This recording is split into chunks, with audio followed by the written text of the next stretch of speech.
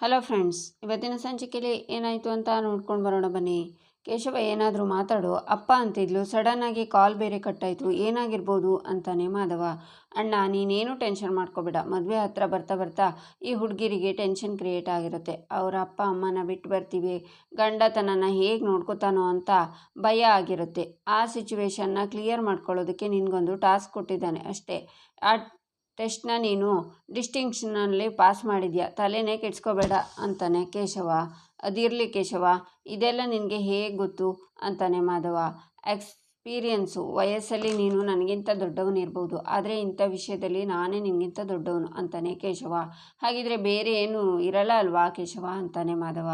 ಏನೂ ಇರಲ್ಲ ಅಣ್ಣ, ನಿನ್ನ ಜೊತೆ ಸೀರಿಯಸ್ ಆಗಿ ಮಾತಾಡೋಣ ಅಂತಿದ್ದೆ. ಕಾಲ ಬರಲಿಲ್ಲ, ಇವತ್ತು ಬಂದಿದೆ. ಸರಿಯಾಗಿ ಕೇಳು, ನಿನ್ನ ಸಂಸಾರ ಸುಖಕರವಾಗಿರಬೇಕು ಅಂದರೆ ನೀನು ಇದನ್ನು ಕೇಳಲೇಬೇಕು ಅಂತಾನೆ ಕೇಶವ. ಏನು ಹೇಳು ಅಂತಾನೆ ಮಾಧವ.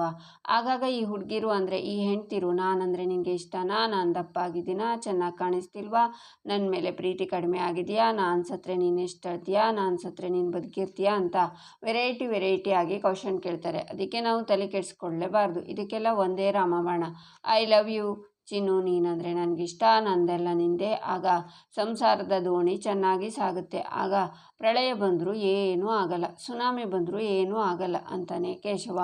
ಅರ್ಥ ಆಯಿತು ಕೇಶವ ಅಂತಾನೆ ಮಾಧವ. ಕೇಶವ ಅಲ್ಲಿಂದ ಹೋಗ್ತಾನೆ. ಈಚೆ ವೀಣಾ ಪ್ರಿಯ ಹತ್ರ, ಏನು ಹೇಳೋಕೆ ಹೊರಟಿದೀಯ ನೀನು ಅಳಿಯಂದ್ರ ಹತ್ರ? ಇಲ್ಲಿ ನಡೀತಾ ಇರೋ ವಿಷಯದ ಬಗ್ಗೆನಾ?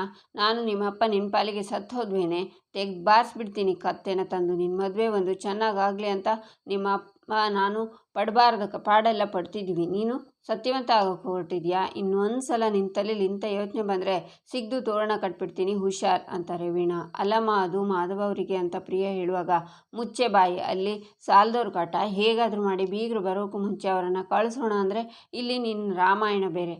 ಲಾವಣ್ಯ, ಈ ಫೋನ್ನ ನಿನ್ನ ಹತ್ರನೇ ಇಟ್ಕೊ. ನಾನು ಅಪ್ಪ ಹೇಗಾದರೂ ಮಾಡಿ ಆ ಸಾಲದವನ್ನ ವಾಪಸ್ ಕಳಿಸ್ತೀವಿ. ಅಷ್ಟರಲ್ಲಿ ಇವಳು ಈ ಫೋನ್ ಏನಾದರೂ ಮುಟ್ಟಿದ್ಲೋ ನಿನ್ನ ಸುಮ್ಮನೆ ಬಿಡಲ್ಲ ಅಷ್ಟೇ ನಾನು ಅಂತ ವೀಣಾ ಅಲ್ಲಿಂದ ಹೋಗ್ತಾರೆ. ಈಚೆ ನಂದನ್ ಮನೆಯಿಂದ ಹೊರಗೆ ಬಂದು ಲೇಟ್ ಆಗೋಯ್ತಲ್ಲಪ್ಪ ಚೌಟ್ರಿಗೆ. ಗಿರಿಜಾ, ರಕ್ಷಾ, ಬೇಗ ಬನ್ನಿ, ಮೀನಾ ಅಂತ ನಂದನ್ ಕರೀತಾರೆ.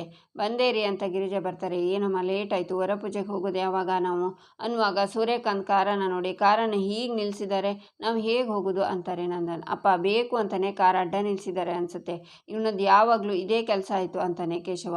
ಸ್ವಲ್ಪ ಹೊತ್ತಿಗೂ ಮುಂಚೆ ನಾವು ಲಗೇಜನ್ನೆಲ್ಲ ಕಾರಲ್ಲಿ ಇಡುವಾಗ ಇವೆರಡೂ ಕಾರ್ ಇರಲಿಲ್ಲ, ಇವಾಗ ಬೇಕು ಅಂತಲೇ ಇಟ್ಟಿದ್ದಾರೆ ಅನಿಸುತ್ತೆ ಅಂತಾನೆ ವಲ್ಲಭ. ಈ ಮನೆಯವರದ್ದು ಅತಿಯಾಗಿ ಹೋಯ್ತಪ್ಪ, ನಾವು ಮದುವೆಗೆ ಹೊರಟಿದ್ದೀವಿ, ನಮಗೆ ತೊಂದರೆ ಮಾಡಬೇಕು ಅಂತಲೇ ಈ ಥರ ಮಾಡ್ತಿದ್ದಾರೆ ಅನಿಸುತ್ತೆ, ಅದು ಯಾವಾಗ ಬುದ್ಧಿ ಬರುತ್ತೋ ಇವರಿಗೆ ಅಂತಾಳೆ ಧನ್ಯ. ಛೇ, ಯಾಕಪ್ಪ ಈ ಥರ ಎಲ್ಲ ಮಾಡಿದರು ಅಂತಾಳೆ ಅಮೂಲ್ಯ. ಯಾಕಂದರೆ ನಿಮ್ಮ ಮನೆಯವರು ಡೈಲಿ ಬ್ರೇಕ್ಫಾಸ್ಟ್ಗೆ ಮೆಣಸಿನ್ಕಾಯಿ ತಿಂತಾರಲ್ಲ ಅದಕ್ಕೆ ಅಂತಾನೆ ವಲ್ಲಭ. ಇವರನ್ನ ಅಂತ ನಂದನ್ ಹೋಗುವಾಗ, ರೀ, ಶುಭ ಕಾರ್ಯಕ್ಕೆ ಹೋಗ್ತಿದ್ದೀವಿ, ಗಲಾಟೆ ಮಾಡಬಾರ್ದು, ಒಂದು ಹೋಗಿ ಇನ್ನೊಂದಾಗುತ್ತೆ ಅಂತಾರೆ ಗಿರಿಜಾ. ಏನು ಮಾಡುವ ಅಂತೀಯ ಗಿರಿಜಾ ನೀನು? ನಾವು ಛತ್ರಕ್ಕೆ ನಡ್ಕೊಂಡು ಹೋಗೋಕ್ಕಾಗತ್ತಾ? ಛತ್ರ ಇಲ್ಲೇ ಇದೆಯಾ, ನಾವು ಹೋಗೋದು ಹೇಗೆ ಹೇಳು ಅಂತ. ಏಯ್ ಸೂರ್ಯಕಾಂತ್, ಬಾರೋ ಈಚೆಗೆ ಅಂತ ನಂದನ್ ಕೂಗ್ತಾರೆ. ಆಗ ಚಂದ್ರಕಾಂತ್ ಸೂರ್ಯಕಾಂತ್ ಒಟ್ಟಿಗೆ ಮನೆಯಿಂದ ಹೊರಗಡೆ ಬರ್ತಾರೆ. ಏಯ್, ಗಾಡಿ ಯಾಕೋ ಇಲ್ಲಿ ನಿಲ್ಲಿಸಿದಿರ, ನಾವು ಹೇಗೋ ಹೋಗೋದು ಛತ್ರಕ್ಕೆ? ಬೇಕು ಅಂತಲೇ ಹೀಗೆ ನಿಲ್ಲಿಸಿದ್ರಲ್ಲ ನೀವು, ಮರ್ಯಾದೆಯಿಂದ ಕಾರ್ ತೆಗೆದ್ರೆ ಸರಿ, ಇಲ್ಲ ಅಂದರೆ ಪರಿಣಾಮ ನೆಟ್ಟಗಿರಲ್ಲ ಅಂತಾರೆ ನಂದನ್. ಆಗ ಸೂರ್ಯಕಾಂತ್ ಚಂದ್ರಕಾಂತ್ ಎರಡು ಕಾರನ್ನು ತಗೊಂಡೋಗಿ ಆಚೆ ನಿಲ್ಲಿಸಿ ವಾಪಸ್ ಬಂದು ಹೋಗಿ ಅಂತ ಸನ್ನೆ ಮಾಡ್ತಾರೆ. ಗಿರಿಜಾ, ಕಾರ್ ಹತ್ತಿ ಅಂತಾರೆ ನಂದನ್. ಎಲ್ಲರೂ ಕಾರಲ್ಲಿ ಕೂತ್ಕೋತಾರೆ. ಕಾರ್ ಹೋಗುತ್ತೆ. ಹೋಗು ನಂದಾ ಹೋಗು, ಮಗನ ಮದುವೆ ಮಾಡೋಕ್ಕೆ ಬಹಳ ಅರ್ಜೆಂಟಲ್ಲಿದೆಯಾ, ನೋಡ್ತಾ ಇರು, ನಿನ್ನ ಮಗನೇ ಈ ಮದುವೆ ಮುರಿತಾನೆ, ನಿನ್ನ ಮನೆ ಮರ್ಯಾದೆನ ಹರಾಜು ಹಾಕ್ತಾನೆ ಅಂತಾರೆ ಸೂರ್ಯಕಾಂತ್. ಹುಲಿ ಥರ ಹೋಗ್ತಾ ಇರೋ ನೀನು, ಇಲಿ ಥರ ವಾಪಸ್ ಬರೋದಕ್ಕೆ ನಾನು ನಮ್ಮಣ್ಣ ಕಾಯ್ತಿರ್ತೀವಿ ಅಂತಾರೆ ಚಂದ್ರಕಾಂತ್. ಈಚೆ ವೀಣಾ ಸಾಲದವನ ಹತ್ರ, ಅಣ್ಣ, ಬೀಗರು ಬರೋ ಟೈಮ್ ಆಯಿತು, ಈ ಹೊತ್ತಲ್ಲಿ ನೀವು ಹೀಗೆಲ್ಲ ಮಾಡಿದರೆ ನಮಗೆ ತುಂಬ ತೊಂದರೆ ಆಗುತ್ತಣ್ಣ, ನೀವೀಗ ಹೊರಡಿ, ಒಂದು ವಾರ ಬಿಟ್ಟು ಬಂದು ನಾವಿಬ್ಬರು ನಿಮ್ಮ ಹತ್ರ ಮಾತಾಡ್ತೀವಿ ಅಂತಾರೆ ವೀಣಾ. ಮಾತಾಡೋಕ್ಕೆ ಏನಮ್ಮ ಉಳಿದಿದೆ ನಿಮ್ಗಳ ಹತ್ರ ಅಂತಾರೆ ಅವರು. ಸರಿ, 2 ವಾರ ಬೇಡ, ಇನ್ನೊಂದು ವಾರದಲ್ಲೇ ನಿಮ್ಮ ಹತ್ರ ಬಂದು ಮಾತಾಡ್ತೀವಿ ಅಣ್ಣ ಅಂತಾರೆ ವೀಣಾ. ಹಾಗಲ್ಲಮ್ಮ, ಆಗಲ್ಲ, ನನ್ನ ದುಡ್ಡು ನನಗೆ ಬೇಕೇ ಬೇಕು. ಏಯ್ ಪರಮೇಶ್ವರಿ, ನಾಚಿಕೆ ಆಗೋದಿಲ್ವೇನೋ ನಿನಗೆ? ನೀನು ಮಾತಾಡೋಕ್ಕೆ ತಾಕತ್ತಿಲ್ಲ ಅಂತ ನಿನ್ನ ಹೆಂಡ್ತಿನ ಮುಂದೆ ಬಿಟ್ಟು ಕಣ್ಣೀರು ಹಾಕಿಸ್ತಿದ್ಯಾ? ಇಂಥ ಕಣ್ಣೀರಿಗೆಲ್ಲ ಬಗ್ಗೋರಲ್ಲ ನಾವು ಅಂತಾರೆ ಅವರು. ಜಯರಾಮಣ್ಣ, ದಯವಿಟ್ಟು ನನ್ನ ಪರಿಸ್ಥಿತಿನ ಅರ್ಥ ಮಾಡ್ಕೊಳ್ಳಿ. ನೋಡಿ, ನನ್ನ ಮನಸ್ಸಾಕ್ಷಿಯಾಗಿ ಹೇಳ್ತಿದ್ದೀನಿ, ನನ್ನ ಹತ್ರ ಇದ್ದಿದ್ದು ದುಡ್ಡೆಲ್ಲ ಮದುವೆಗೋಸ್ಕರ ಖಾಲಿಯಾಗಿ ಹೋಗಿದೆ ಅಣ್ಣ, ಎಲ್ಲಿಂದ ಕೊಡಲಿ ಅಂತಾರೆ ಪರಮೇಶ್ವರ್. ನೋವು ಕೊಡ್ದಿದ್ದ ಮೇಲೆ ಯಾಕೋ ಬದುಕಿದ್ಯಾ, ಸಾಯು ನನ್ನ ಮಗನೇ ಅಂತ ಪರಮೇಶ್ವರ್ ಕೆನ್ನೆಗೆ ಬಾರಿಸ್ತಾರೆ ಜಯರಾಮ. ಆಗ ವೀಣಾ ಜೋರಾಗಿ ಹೇಳ್ತಾರೆ. ನಂತರ ಸಿಟ್ಟಿಂದ ಜಯರಾಮ್ ಕಾಲರ್ ಪಟ್ಟಿನ ಹಿಡ್ಕೊಂಡು, ಏನೋ ಅಂದ್ಕೊಂಡಿದ್ಯಾ ನೀನು, ನನ್ನ ಗಂಡನ ಮೇಲೆ ಕೈ ಮಾಡ್ತೀಯಾ, ದುಡ್ಡು ವಾಪಸ್ ಕೊಡ್ತೀವಿ ಅಂತ ಹೇಳಿದ್ವಿ ಅಲ್ವಾ, ದುಡ್ಡು ದುಡ್ಡು ಅಂತಿದ್ಯಾ ಅಂತಾರೆ ವೀಣಾ ಬಿಟ್ಬಿಡೆ ಅಂತ ಪರಮೇಶ್ವರ್ ವೀಣಾನ ಹಿಡ್ಕೋತಾರೆ. ಅವಮಾನ ಮಾಡ್ತಿದ್ದಾರೆ, ಸಂಬಂಧಿಕರು ಎಲ್ಲ ನೋಡ್ತಿದ್ದಾರೆ, ಏನೂ ಆಗಿದೆ ನಿನಗೆ, ಎಲ್ಲರ ಮುಂದೆ ಅವಮಾನ ಮಾಡ್ತೀಯಾ ಅಂತ ವೀಣಾ ಹೇಳ್ತಾರೆ. ವೀಣಾ ಸಮಾಧಾನ ಮಾಡ್ಕೊ ಅಂತಾರೆ ಪರಮೇಶ್ವರ್. ಆಹಾ ನೋಡ್ರಪ್ಪ ನೋಡ್ರಿ, ಕೊಟ್ಟಿರೋ ಸಾಲ ಕೇಳೋಕೆ ಬಂದರೆ ಕುತ್ತಿಗೆ ಪಟ್ಟಿ ಹಿಡಿದು ನನಗೆ ಅವಮಾನ ಮಾಡ್ತೀರಾ, ಬಾಯಿಗೆ ಬಂದ ಹಾಗೆ ಮಾತಾಡ್ತೀರಾ, ಏಯ್ ನೀನು ಹೆಣ್ಣಿನ ಮದುವೆ ಆಗಿದ್ಯೋ ಇಲ್ಲ ಗಟ್ವಾಳಿನ ಮದುವೆ ಆಗಿದ್ಯೋ ಅಂತಾರೆ ಜಯರಾಮ. ನನ್ನ ಹೆಂಡತಿ ಬಗ್ಗೆ ಕೆಟ್ಟದಾಗಿ ಮಾತಾಡ್ತೀಯಾ ಅಂತ ಪರಮೇಶ್ವರ್ ಜಯರಾಮ್ನಿಗೆ ಹೊಡೆಯೋಕೆ ಹೋಗ್ತಾರೆ. ನಂದನ್ ಮನೆಯವರು ಆಗ ಕಾರಿಂದ ಬಂದು ಇಳಿತಾರೆ. ರೀ ಬೇಡ ರೀ ಅಂತ ವೀಣಾ ಹಿಡ್ಕೋತಾರೆ. ಆಗ ಲಾವಣ್ಯ ನಂದನ್ ಮನೆಯವರನ್ನ ನೋಡಿ, ಅಪ್ಪ ಅಪ್ಪ ಬೀಗ್ರ ಮನೆಯವರು ಬಂದಿದ್ದಾರೆ ಅಂತಾಳೆ. ಯಾಕೆ ಸುಮ್ಮನದ್ರಿ, ಹೊಡೆಯೋಕೆ ಬರ್ತಾ ಇದ್ರಿ, ಬನ್ನಿ ಹೊಡೀರಿ ಅಂತಾರೆ ಜಯರಾಮ. ಅಣ್ಣ ನಮ್ಮಿಂದ ತುಂಬ ದೊಡ್ಡ ತಪ್ಪಾಗಿ ಹೋಗಿದೆ, ದಯವಿಟ್ಟು ಕ್ಷಮಿಸಿ ಅಣ್ಣ ಅಂತಾರೆ ವೀಣಾ ಕೈ ಮುಗಿತಾರೆ. ಕ್ಷಮಿಸೋದಾ, ಇಷ್ಟು ದಿನ ನನ್ನ ಮನಸ್ಸಿನ ಯಾವುದೋ ಮೂಲೆಯಲ್ಲಿ ನಿಮ್ಮನ್ನು ಅಯ್ಯೋ ಪಾಪ ಅಂತಿದ್ದೆ, ಈ ಘಟನೆ ನಡೆದ ಮೇಲೆ ಮುಲಾಜೆ ಇಲ್ಲ, ನನ್ನ ದುಡ್ಡನ್ನು ಈಗಲೇ ಇಲ್ಲೇ ಕೊಟ್ಬಿಡಬೇಕು ಅಷ್ಟೇ ಅಷ್ಟೇ ಅಂತಾರೆ ಜಯರಾಮ. ಆಗ ಪರಮೇಶ್ವರ್ ಜಯರಾಮಣ್ಣ, ಈಗ ಇಲ್ಲದೆ ಇರೋ ದುಡ್ಡನ್ನು ಎಲ್ಲಿಂದ ತರೋದು, ಕೈ ಮುಗಿ ಕೇಳ್ಕೊತೀನಿ, ಈಗ ಮಾತ್ರ ನೀವು ಹೊರಟ್ಬಿಡಿ ಅಂತಾರೆ. ಏನೋ ಇದ್ದಕ್ಕಿದ್ದಾಗೆ ಹೆಂಡತಿ ಮತ್ತು ಗಂಡನ ಮಾತಿನ ವರಸೆನೇ ಬಾಡಿ ಲ್ಯಾಂಗ್ವೇಜೇ ಎಲ್ಲ ಬದಲಾಯಿಸ್ಬಿಟ್ರಿ ಅಣ್ಣ, ನೀವು ಕಿಲಾಡಿ ಅಂದರೆ ನಾವು ಜಗತ್ ಕಿಲಾಡಿ, ಅದೆಲ್ಲ ಬೇಡ, ನನ್ನ ದುಡ್ಡು ಇಟ್ಬಿಡು, ಇಲ್ಲ ಅಂದರೆ ನಿನ್ನ ಮಗಳ ಮದುವೆ ನಡೆಯೋಕೆ ನಾನು ಬಿಡಲ್ಲ ಅಂತಾರೆ ಜಯರಾಮ. ಅದನ್ನು ನಂದನ್ ಹಾಗೂ ನಂದನ್ ಮನೆಯವರು ನೋಡ್ತಾ ಗಿರಿಜಾ ನಡಿ ಹೋಗೋಣ ಅಂತ ಮುಂದೆ ಬರ್ತಾರೆ. ಆಗ ವೀಣಾ ಪರಮೇಶ್ವರ್, ನಮಸ್ಕಾರ ಬೀಗ್ರೆ, ಬನ್ನಿ ಬನ್ನಿ ಅಂತಾರೆ. ಯಾರಿವರು, ಯಾಕೆ ಕೂಗಾಡ್ತಿದ್ದಾರೆ, ಏನು ನಡೀತಿದೆ ಇಲ್ಲಿ ಅಂತಾರೆ ನಂದನ್. ಅದೇನು ಅಂತ ನಾನು ಹೇಳ್ತೀನಿ ಅಂತ ಜಯರಾಮ ಹೇಳುವಾಗ, ನಾನು ಹೇಳ್ತೀನಿ ಅಂತ ಪರಮೇಶ್ವರ್ ಜಯರಾಮನ ತಳ್ಕೊಂಡು ಆಚೆ ಕರ್ಕೊಂಡು ಹೋಗ್ತಾರೆ. ಬಿಡ್ರಿ ನೀವು ನನ್ನ ಕೈನ ಅಂತಾರೆ ಜಯರಾಮ. ಆದರೆ ಅವರನ್ನು ತಳ್ಕೊಂಡೇ ಹೋಗ್ತಾರೆ ಪರಮೇಶ್ವರ್. ಯಾರವರು, ಯಾಕೆ ಕೂಗಾಡ್ತಿದ್ದಾರೆ ಅಂತಾರೆ ನಂದನ್. ಬೀಗ್ರೆ ಏನಿಲ್ಲ, ಅವರು ನಮ್ಮ ದೂರ ಸಂಬಂಧಿಕರು, ಅದು ನಮ್ಮ ಪ್ರಿಯನ ಅವ್ರ ಮಗನಿಗೆ ತಂದ್ಕೋಬೇಕು ಅಂತ ಇದ್ದರು, ನಾವು ಅಷ್ಟಾಗಿ ಇಂಟ್ರೆಸ್ಟ್ ತೋರಿಸ್ಲಿಲ್ಲ, ಕೋಪ ಬಂದಿದೆ, ಅದಕ್ಕೆ ಬಂದು ಈ ಥರ ಎಲ್ಲ ಮಾತಾಡ್ತಿದ್ರು. ಸಂಸ್ಕಾರ ಇಲ್ಲ ಬೀಗ್ರೆ, ಸಂಸ್ಕಾರ ಇಲ್ಲದೆ ಇರೋರಿಗೆ ನಮ್ಮ ಮಗಳನ್ನ ಹೇಗೆ ಕೊಡೋಕ್ಕಾಗುತ್ತೆ ಹೇಳಿ, ನೀವು ಆದರೆ ಅರ್ಥ ಮಾಡ್ಕೋತೀರ ಬೀಗ್ರೆ, ಆದರೆ ಸಂಬಂಧಿಕರ ಮುಂದೆ ಎಲ್ಲ ಮರ್ಯಾದೆ ತೆಗೆದ್ಬಿಟ್ರು, ಇವರೆಲ್ಲ ಏನು ಅನ್ಕೋತಾರೋ ಅಂತಾರೆ ವೀಣಾ. ಹೋಗಲಿ ಬಿಡಿ, ನೀವು ಬೇಜಾರು ಮಾಡ್ಕೊಳ್ಬೇಡಿ, ನಾನು ಒಂದು ಮಾತು ಮಾತಾಡ್ತೀನಿ ಅಂತಾರೆ ನಂದನ್. ಆಗ ವೀಣಾ, ಅಣ್ಣ ಬೇಡ ಅಣ್ಣ, ನಂದಣ್ಣ ವರ್ಷಲಿ ನನಗೆ ನೀವು ಅಣ್ಣನೇ ಆಗಬೇಕಲ್ವಾ, ಅದಕ್ಕೆ ಹೇಳಿದೆ ಅಣ್ಣ, ನೀವೇನೋ ಅಲ್ಲಿ ಹೋಗಿ ಮಾತಾಡಬೇಡಿ, ನನ್ನ ಯಜಮಾನರು ನೋಡ್ಕೋತಾರೆ, ನೀವು ಹೋಗಿ ಅವರು ನಿಮ್ಮ ಮೇಲೇನಾದರೂ ಮಾತಾಡಿದರೆ ಆಮೇಲೆ ನನಗೆ ತಡಿಯೋಕ್ಕಾಗತ್ತಾ, ಅಣ್ಣಂಗೆಲ್ಲ ಆ ಥರ ಮಾತಾಡಿದರೆ ತಂಗಿಗೆ ತಡಿಯೋಕ್ಕಾಗತ್ತಾ ಅಣ್ಣ ಅಂತಾರೆ ವೀಣಾ. ಬೇಡ ಬಿಡಿ, ನಾನು ಹೋಗಲ್ಲ, ನೀವು ಬೇಜಾರು ಮಾಡ್ಕೋಬೇಡಿ ಅಂತಾರೆ ನಂದನ್. ಅವ್ರು ಮಾತಾಡ್ಕೊಂಡು ಬರ್ತಾರೆ ಅಂತಾರೆ ವೀಣಾ. ಈ ವೀಣಾ ಆಂಟಿ ಹೇಳ್ತಿರೋದು ಯಾವುದು ನಿಜ ಅಲ್ಲ ಅಂತ ಅನಿಸ್ತಿದೆ ಕಣೆ ಅಂತಾಳೆ ಮೀನಾ. ಹ್ಞೂ ಅಕ್ಕ, ನನಗೂ ಅದೇ ಅನಿಸ್ತಿದೆ, ಪರಮೇಶ್ವರ್ ಅಂಕಲು ಮಾವನ್ ನೋಡಿದ ತಕ್ಷಣ ಎಷ್ಟು ಗಾಬರಿ ಆದರೂ ಗೊತ್ತಾ ಅಂತಾಳೆ ಅಮೂಲ್ಯ. ಇವ್ರು ಹೇಳ್ತಿರೋದು ಯಾವುದು ನಿಜ ಯಾವುದು ಸುಳ್ಳು ಅಂತ ನನಗೆ ಅರ್ಥ ಆಗ್ತಿಲ್ಲ, ಭಯ ಆಗ್ತಿದೆ ಅಂತಾಳೆ ಮೀನಾ. ಈಚೆ ಜಯರಾಮ, ಬಿಡಯ್ಯ ಕೈನಾ, ಸಾಕು ಕರಿತೀನಿ, ಗಂಡ ಹೆಂಡತಿ ಸೇರಿಕೊಂಡು ಇಬ್ಬರು ನಾಟಕ ಆಡ್ತೀರಾ ಅಂತಾರೆ. ಅಲ್ಲ, ಅಲ್ಲಿ 2-3 ಜನ ನಿಂತಿರ್ತಾರೆ, ಅವರನ್ನು ತಿಂಡಿ ತಿನ್ನಿ ಒಳಗೆ ಹೋಗಿ ಅಣ್ಣ ಅಂತ ಅವರನ್ನು ಒಳಗೆ ಕಳಿಸ್ತಾರೆ ಪರಮೇಶ್ವರ್. ಕೊಟ್ಟಿರೋ ಸಾಲಕ್ಕೆ ಬಡ್ಡಿ ಕಟ್ಟೋ ಯೋಗ್ಯತೆ ಇಲ್ಲ, ಮರ್ಯಾದೆ ಗಳಿಸ್ತೀಯ ನೀನು, ನಿನ್ನಂಥವ್ರನ್ನು ಕಂಡೇ ದೊಡ್ಡವರು ಹೇಳಿರಬೇಕು, ಕೊಟ್ಟೋನು ಕೋಡಂಗಿ ಇಸ್ಕೊಂಡೋನು ಈರ್ಭದ್ರ ಅಂತ, ನಿನಗೆ ನೀನು ಈರ್ಭದ್ರ, ನಾನೇ ಕೋಡಂಗಿ ಅಲ್ವಾ ಅಂತಾರೆ ಜಯರಾಮ. ಅಣ್ಣ ಅಣ್ಣ ಅಂತಾರೆ ಪರಮೇಶ್ವರ್. ಪಕ್ಕಕ್ಕೆ ಕರೆದು ಸಮಾಧಾನ ಮಾಡಿದರೆ ನಾನು ಹೋಗ್ತೀನಿ ಅಂತ ತಿಳ್ಕೊಂಡಿದ್ಯಾ, ಅಸಲಿ ಬಡ್ಡಿ ವಸೂಲಿ ಮಾಡ್ಕೊಂಡೇ ಹೋಗೋದು, ಇಲ್ಲ ಅಂದರೆ ನಿನ್ನ ಮಗಳ ಕುತ್ತಿಗೆಗೆ ಹೇಗೆ ತಾಳಿ ಬೀಳುತ್ತೋ ನೋಡ್ತೀನಿ ಕಣಣ್ಣ ಅಂತಾರೆ ಜಯರಾಮ.